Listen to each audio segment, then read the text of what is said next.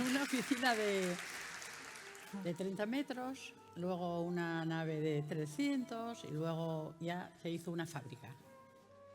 Y ahí empezamos a hacer pequeñas piezas de ascensores. Luego ya poco a poco, fuimos haciendo el ascensor entero. Al principio la empresa encontró, digamos, un nicho en los edificios antiguos donde no había ascensor, pero que tenían a lo mejor 4 o 5 pisos. Entonces les ofrecía colocar el ascensor, ¿verdad? Entonces mi madre se presentaba por la tarde, preguntaba por la esposa del presidente de la comunidad. La señora abría la puerta, se encontraba a una señora de edad perfectamente arreglada. ¿Y qué pasaba? Pues que acababa sentada en el sofá, en el salón de la casa, sí. tomándose un café, y ya vendía el ascensor seguro. Como de la familia. Exactamente. ¿Sabes por qué? Porque dejaban entrar a una mujer. Porque si no, nos iba un hombre, seguramente no dejaban entrar. Claro. Me sentaba en el sofá con ellos. Sí, sí. Has dicho que fuisteis pieza a pieza, hasta que al final se construía.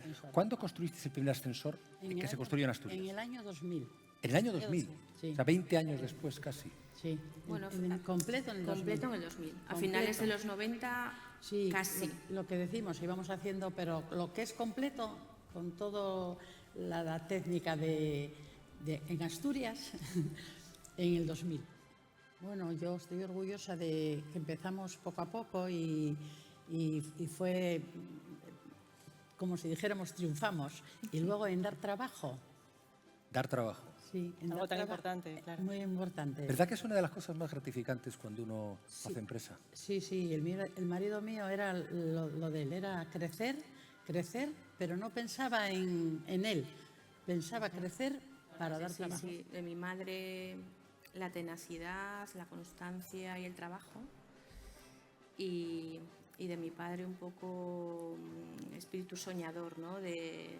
Porque sí, las cosas se fueron haciendo y se llegó hasta aquí, pero él eso ya lo tenía en mente cuando empezó.